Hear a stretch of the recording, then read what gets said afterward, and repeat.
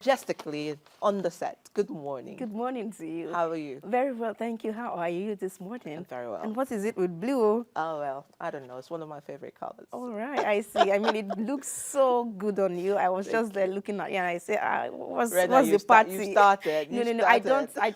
don't overdo these things.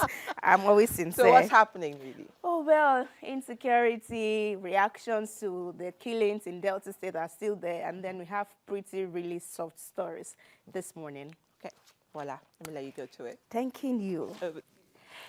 All right, everyone, good morning to you. This is Kakaaki Social. I'm Rena Obozeghie. Now, we'll begin this morning with elder statesman Pa Edwin Clark, who has faulted the invasion of his country home in the Kagbodo area and that of his own father as well in the Ughelli South local government area of Delta State by the military.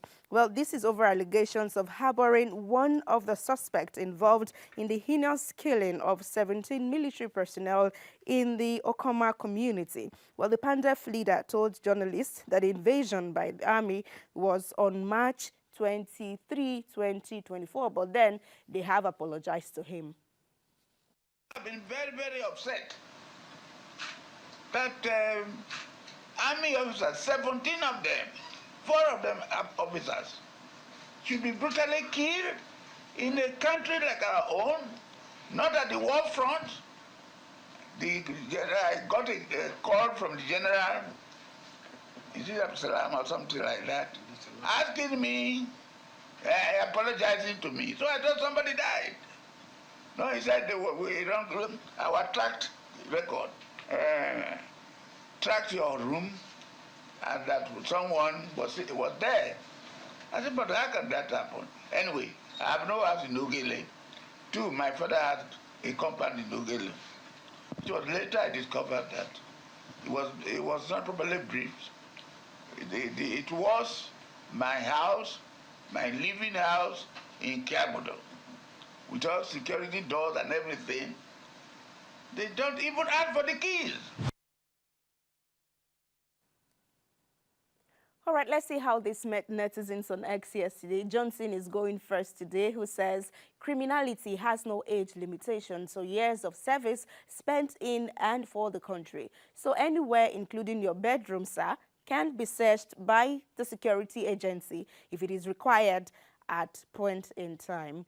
And then citizen Olu says, you cannot order the gallant armed forces anyhow, I beg. Fish out the killers if you are so concerned. Some people in Delta beheaded soldiers. He is here talking what? Oh, well concerned there. Sunny Angel says they invited bandit spokesperson and had fruitful discussion with him while they raided the country home of elder statesman. Hypocrisy of the so-called ruling oligarchy. Well, if you missed that line that they had a fruitful discussion, it is Sheikh Gumi who is out of the questioning room by the federal government, and he's saying that they had a fruitful discussion on the state of insecurity in Nigeria. We look forward to the fruitfulness of that fruitful discussion. Well, operatives of the Lagos State Environmental Sanitation Corps on Tuesday arrested 73 persons for various crimes, including crossing the road without using pedestrian bridges as accommodation, and other illegal activities. Well, the State Commissioner for Environment and Water Resources, Tokumbo Wahab, disclosed this in a video he shared on his X handle on Tuesday. According to him, they have been taken to the court for prosecution.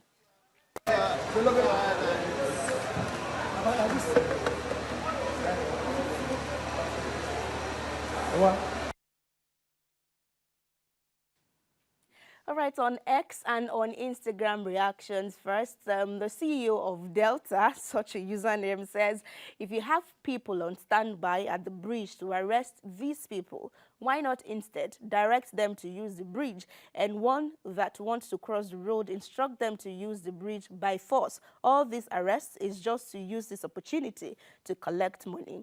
And talking about collecting money, this user Lukmon on X, it says, you people are nothing but thieves. Is that how you build a bridge at Oshodi? It's even more harder to use that bridge than even crossing the freeway. Besides, these persons that you claim you caught, that's hashtag Lagesco official. It says you even took a bribe of 50K each before you released some.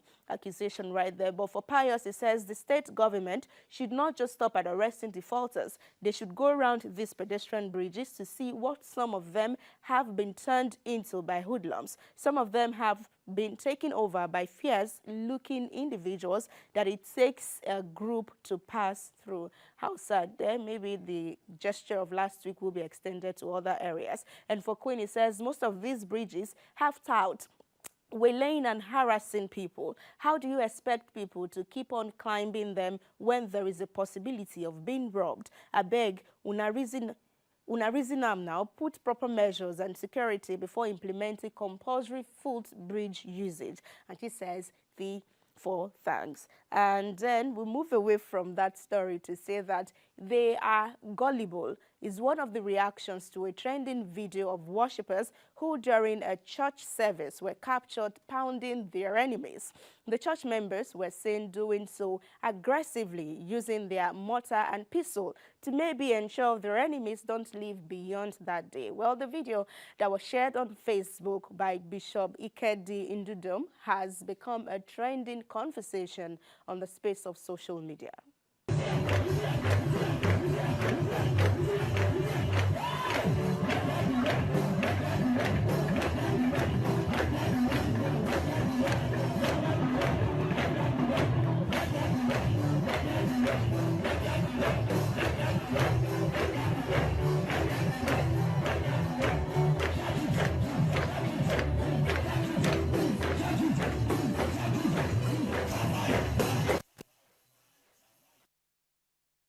Well, that was the scene there. Let's see how what people are saying about this. Moya says, I don't like how you all turned.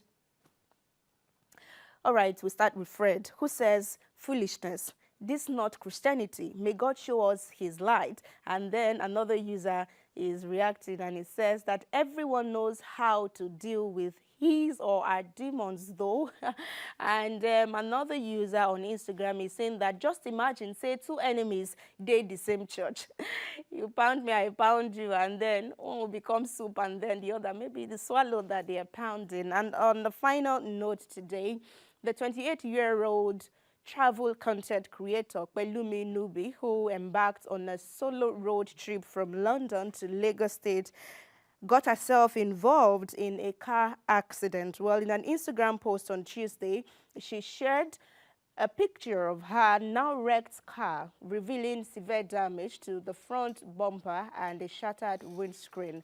An accompanying video shows her being carried in an ambulance with the caption, "Say a prayer for me." Well, details about the accident location, the cause, and even the extent of her injuries are still unclear. Well, in case you missed it, she began her journey on January 31, 2024. To, in her words, prove that impossible is just a word.